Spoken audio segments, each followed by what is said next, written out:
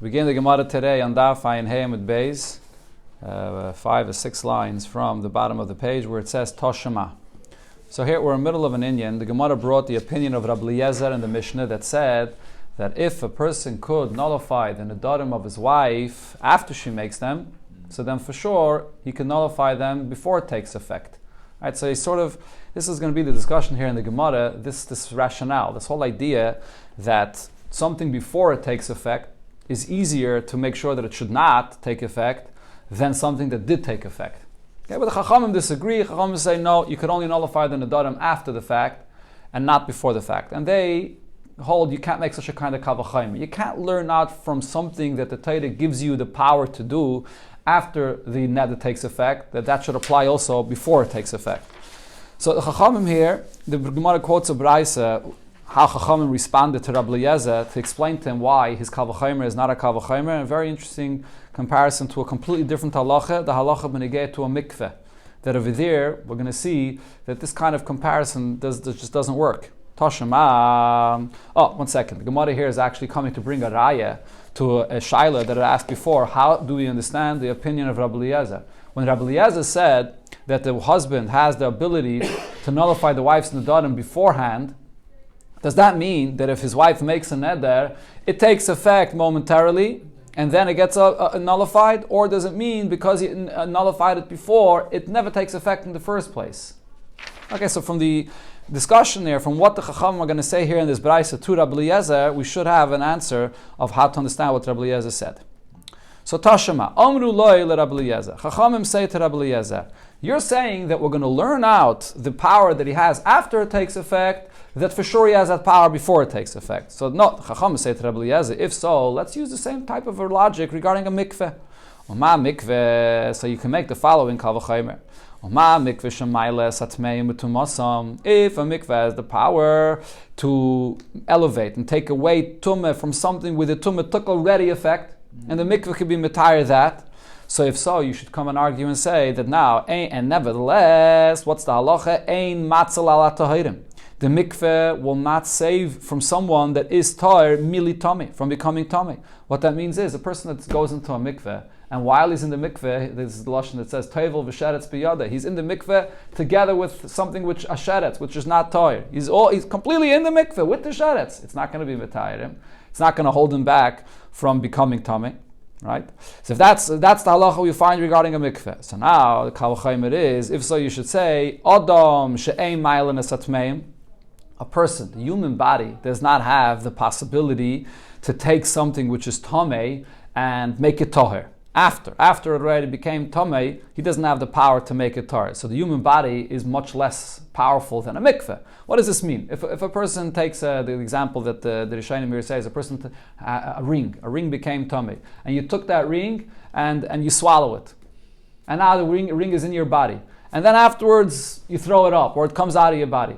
Does that ring become tar by the fact that that it wasn't your body and came out? No. So your body does not serve like a mikveh. It doesn't make something which is tamei tar.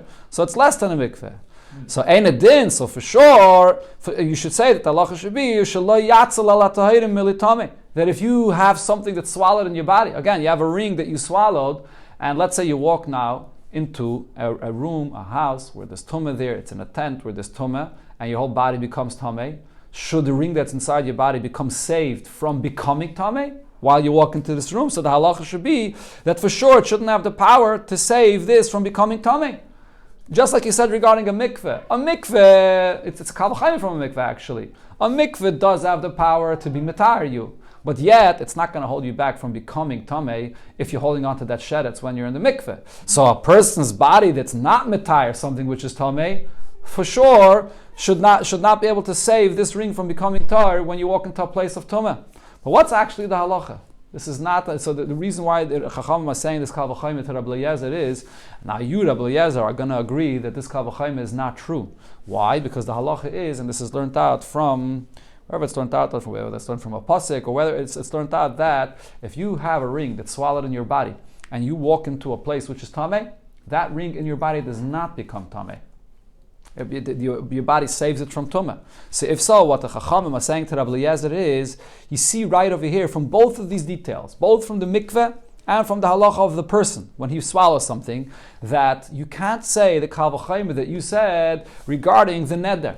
That once it takes effect, I have the power to uproot that neder, to nullify that neder. So too, for sure, I can nullify the neder before it takes effect. Look how it is by a mikveh. By a mikveh, I say, after the tumah took effect, the mikveh will be matar you.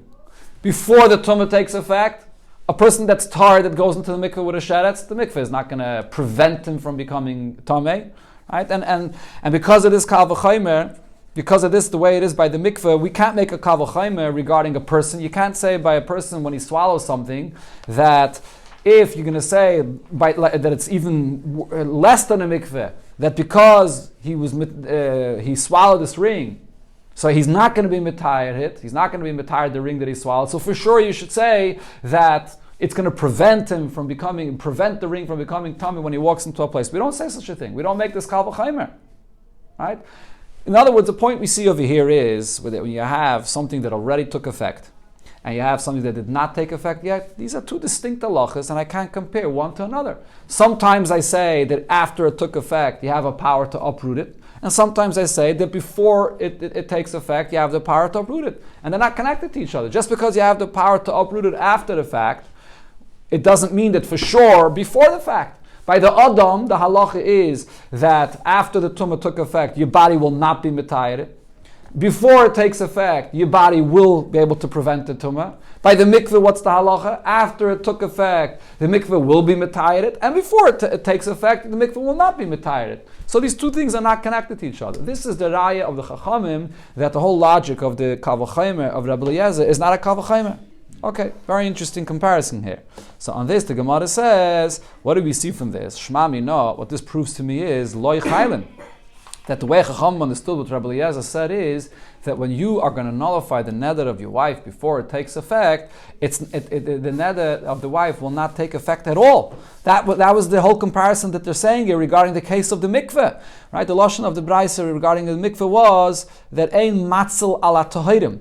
That we see by the mikveh, the person is tired, the mikveh does not save him from not becoming tamei in the first place.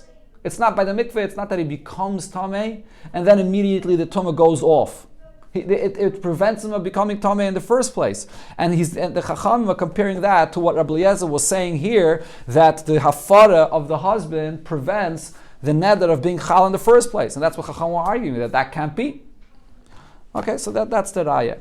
The Ran over here points out that there is, if you look here in the Ran, there's a longer Ran, we're not going to go through it, but the Ran brings a few different girsais, how to read this Gemara, and the Ran points out that according to our girsa, the whole kal v'chomer that Chachamim makes seems to be extra. Chacham could have simply brought just the case of the mikveh, without connecting this to the case of the person, the body of a person that swallows something. Just the case of the mikveh itself disproves the whole point of Rabbi Elazar. By a mikveh, you see, it's metayer a person after he became tamei, and it's not metayer a person before he became tamei if he's in the mikveh with a sheretz. So that disproves what Rabbi Eliezer says. You can't prove from what it does after the effect of the tumah that for sure it could do that before the effect of the tumah. So the same thing b'negei neder. You can't prove from this that a husband could nullify after the neder is made to this that he could nullify before. Okay, but why the Gemara brings the whole kal v'chomer? It's a question. I mean, the Ran explains he's trying to strengthen the raya. Okay, be it as it may. So here we have a raya that loy chaylen, that the pshat of Rabbi Eliezer is that before, when the husband nullifies before, it never takes effect. But now the Gemara says, Eimah Seifa. Look at what it says in the continuation of that braisa. In the continuation of that braisa, Chachamim now brought a different example to show Rabbi Eliezer that his whole comparison of his kal v'chomer is not true. Rabbi Eliezer, they said to Rabbi Eliezer as follows: if you're going to say that I can make a kal v'chomer from what took effect, that for sure you could do it before it takes effect, if so, say the same thing, similar regarding a mikveh. Im adbilin keli tomei litoer, if a mikveh could be used to toivel a keli in it, which is already tomei, the tumah took effect already, and it will purify this keli. If so, yadbilu keli toer, the Bachir adds. So what happens if you take a keli that's now toer? You should be able to be toivel in the mikveh now, and what should that mikveh accomplish? That likishiyah tameh litor, that it's going to prevent the tumah, that when it's going to become tameh, that waters of the mikveh that you toiveled it in advance will then remove that tumah. No, that's the logic of Rabbi Eliezer. If you can nullify the neder after the neder is made, so you could nullify it in advance. So say the same thing with the mikveh. It could be mitayr the keli when it's tamei. So it could make the keli tayr when it will become tamei. In advance. Oh, so the Gemara says, Shmami, no, from this argument of the Rabbanon against Rabbi Eliezer, what do I see? Chaylen. That what Rabbi Eliezer was saying is that the neder takes effect, even though the husband nullified it in advance. The neder takes effect and then it gets immediately revoked, immediately removed. That was the lashon that they said here. That when you toivel a keli toy, likishi yitame litar, that the effect of the mikveh should be that as soon as it becomes tamei, it should then become toy from the waters of the mikveh. Okay, so we have sort of in this very same braise, the reisha is mashma one way and the seif is mashma the other way. So Amri, so they said, they answered for this, Rabbanon, so we have to say that the Rabbanon of this braise that were arguing with Rabbi Eliezer, loikaim Elohim b'taim of Rabbi Eliezer, they didn't know clearly how to understand what Rabbi Eliezer said. And therefore, this is what they were saying to him. My sviralach, what is your opinion? When you say that a husband could nullify his wife's nedarim in advance, what did you mean to say? If you meant to say that the neder will take effect and immediately it will become nullified, so then our question to you is to have a keli to yuftach. Our question to you is from toiveling a keli in the mikveh. Why shouldn't you say the same thing by a keli, that even a tar keli, you toivel it in the mikveh in advance, and if it becomes tamei, then the waters of the mikveh will be mitayred. That was the question in his opinion.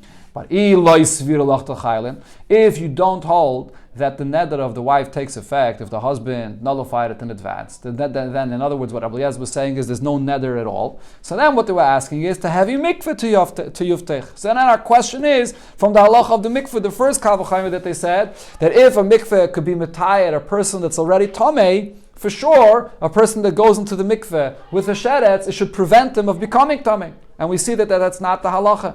Right? There's a pasuk actually that the Ram brings that we learned that out from. A person that goes into the mikveh with a sheretz, even though the mikveh is mitar, but with the sheretz, it's not going to be mitar you. Okay, so this is so here. Kitzur, from here we can't resolve our question how to understand Rabbi Eliezer's opinion. But now the Gemara brings that Rabbi Eliezer himself actually explained his own opinion. And from here we'll see what it is that he meant to say. Tashama, Rabbi Eliezer said, Amalahem, Rabbi Eliezer. Rabbi Eliezer responded to the Chachamim and he said as follows. I'll show you this Kavachemer. Again, we're all focusing on this idea that if I see that you have a power to do something after it takes effect, for sure you should have the power, or the same halacha should apply before it takes effect. So Rabbi Eliezer said, I'll show you where this applies. If you have plants that are tamei, now the halacha is kivim shezaram bekarka. You take those tamei plants and you replant them into the ground to hide it. It's metayerit. Right? The Ram brings the psukim. It says kol zera zerua, that once you replant once you replant something which is tamei, it becomes tar. Right? So this is after the fact. The tumah was already chal, but now you went and planted it. It becomes tar. So the Kavachayim is Zruim v'aimdim, something that was already planted from before it became Tamei. And now Tumah touched it, like Kol Shekei, most definitely, because it's connected to the ground, for sure it it prevents it from becoming Tamei in the first place. Okay, so here you see this idea that if planting something, being connected to the ground, helps to save it from the Tumah after the fact, for sure it should prevent it from becoming Tamei in the beginning if it was already connected to the ground. So Shema Mina, from this argument of Rabbi Eliezer, he's using this as a source to say that you should apply the same thing by Nedarim, that over here the husband could prevent his wife of making a neder in the first place. That what he meant to say is that the neder will not take effect at all, just like it is over there by the tumah of the zirayim.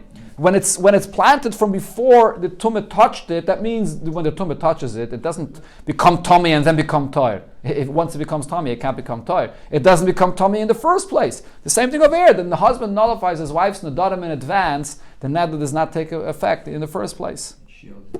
Yeah. Okay, so this is sort of the conclusion of the Gemara. That's what it seems.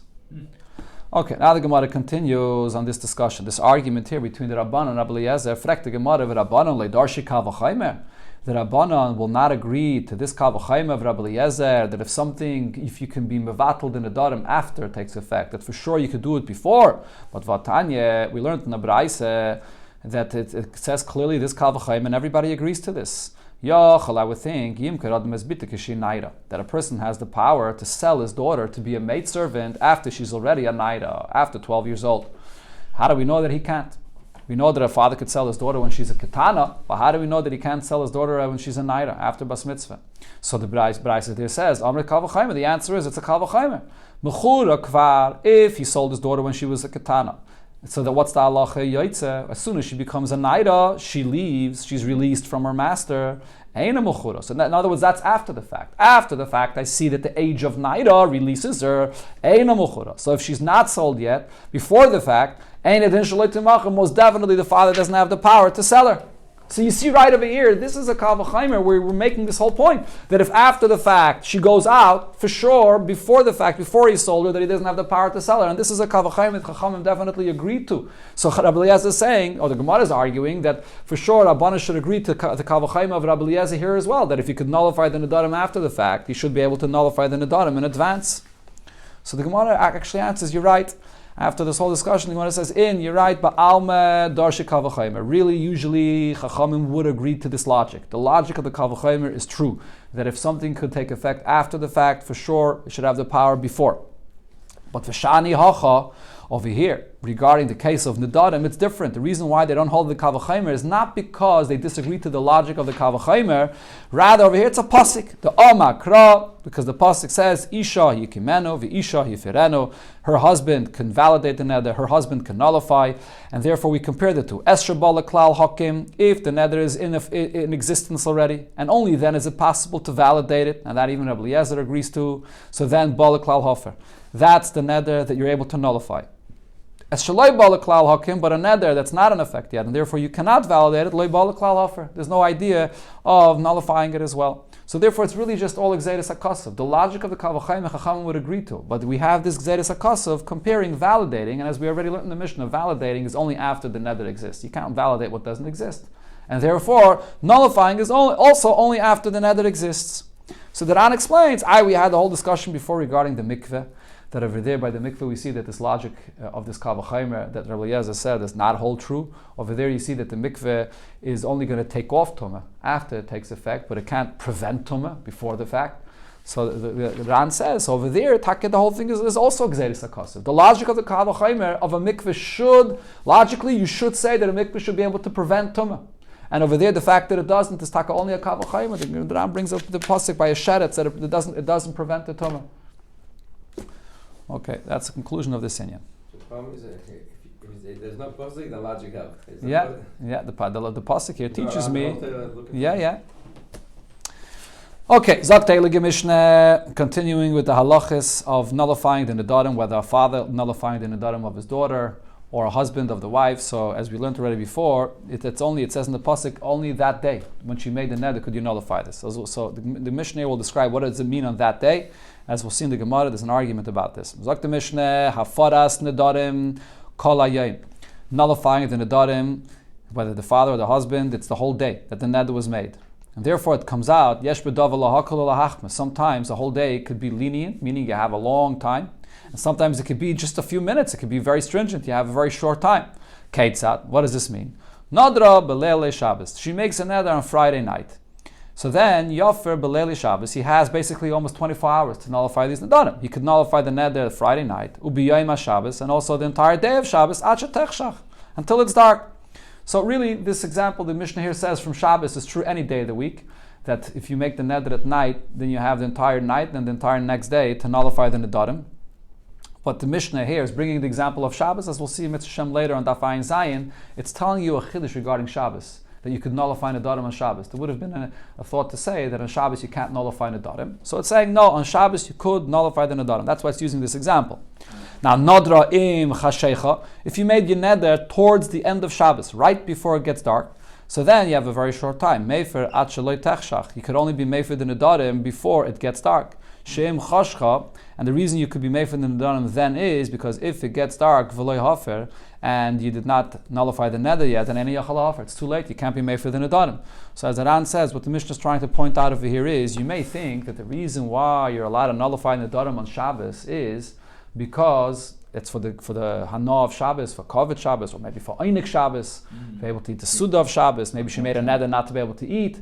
But over here, what the Mishnah is saying is that you know what the reason you're allowed to be made for the Nedarim on Shabbos is? Even if it's not going to bring you any Tainuk Shabbos, but because if you're not going to be made for it on Shabbos, it's going to be too late. You won't be made for it. You won't be able to nullify it later. So therefore, you're allowed to be made for the Nedarim on Shabbos. So basically over here, according to this opinion, it comes out that being made for the neder, on the day that you made the neder, it's not a 24-hour period. It's on that day, until Shkia of that day. So now the Gemara brings in the Braisa where there's an argument about this. So Tanya, we learned in the Braisa, Hafaras Nedarim Kol Hayom. This halacha of nullifying the Nedarim the entire, again, Hafaras Nedarim Kol Hayom. You can be made for the neder the entire day, which is like what we said in the Mishnah, until the end of that day you made the neder, whether it's a short time, whether it's a long time. Rabbi Yosef, Rabbi Yehuda, Rabbi Elazar, Rabbi Shimon, Amru, but Rabbi Yosef and Rabbi Elazar, Rabbi Shimon, they both said differently. Nullifying the Nedarim is a 24-hour period. Whenever you made the neder, it's until 24 hours later in that time of the day.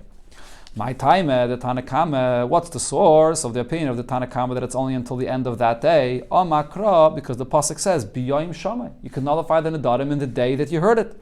B'yoyim Shamay means like that very day, not the 24-hour period going into the next day. V'Rabbanon, so why did the Rabbanon disagree? These two opinions that we brought here, my Tamayhu, was their reason, the Chsiv, because the pasuk says, Miyoim el yoim. The pasuk does use the term and says that when you hear the Nedarim, ki hechrish la, what is it, 1 second? It says, V'im hechrish la isha, miyoim el yoim, if her husband is going to be quiet from this day to the next day. So what does that mean? Miyoim el yoim means a 24-hour period.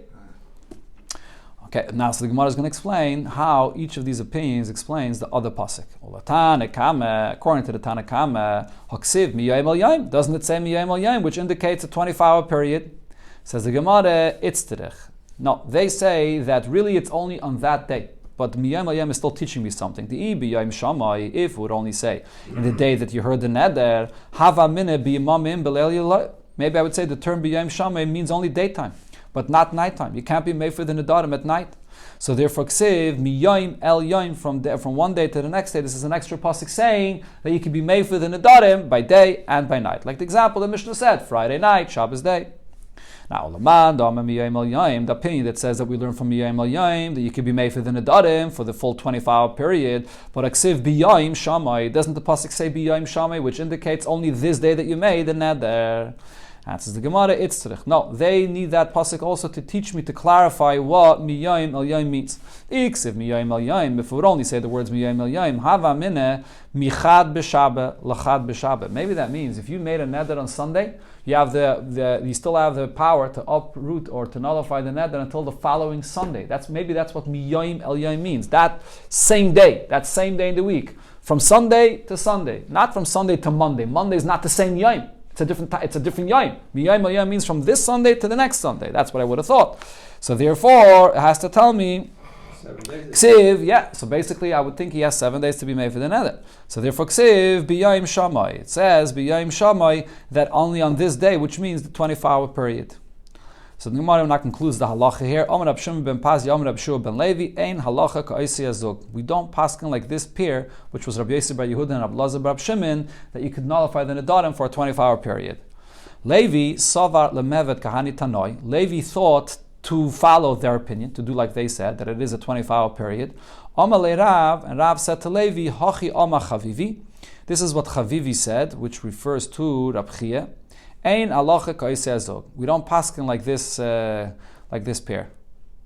Now the Gemara here says, this is very interesting how this next line, half a line here, or line that's brought up in the Gemara seems to be completely not associated to what we're talking about. The only connection that there is here is, as the Rishonim say, that because it brought up Rav, so it's bringing up something about Rav's son, Chia bar Rav, his behavior when he came to nullifying the Nedarim. So Chia bar Rav, Shadi Gira, Chir Barav, even if he was throwing arrows, meaning he was busy throwing arrows, and someone came to him while he's doing that to nullify a neder. And so even while he was throwing these arrows, ubadik, and he would sort of inspect the person, he would listen to the person that says, I want to nullify a neder, he wouldn't stop from the activity that he was doing. What's the chiddush that the Gemara is saying here? Chiddush is, if you remember, a long time ago, we learned in the Gemara, there's a big discussion regarding here, this Perek is talking about the husband and the father nullifying the Nedarim. But earlier in the Masechta, we learned about the Chacham that nullifies a Neder. And there's a discussion whether that has to be dafka with a Pesach, Do you have to find a way that's opening to the neder, that if he would have realized this circumstance, he wouldn't have made the neder? Or you don't need to find a Pesach, just charata. Just charata alone. He comes and says, today, right now, I regret. That's not a mistake necessarily, but I regret the neder that I made. That's enough. So the fact that the Gemara is saying that even while he was throwing arrows, he would nullify a neder, shows that he held that charata is good enough. So he doesn't have to pay attention and stop what he's doing to hear whether there's a proper Pesach for the neder or not. Just charata. That's what the Gemara is saying here with this. And similar, Rabbi Bar Avuna, Yosef v'koim. When he listened to a person that came to nullify a neder, say if he was sitting, he continued sitting. If he was standing, he continued standing. He didn't sit and pay attention very closely to hear what the person was saying about his neder in order to nullify his neder. Again, the same point that he just accepted charata, for uprooting a neder.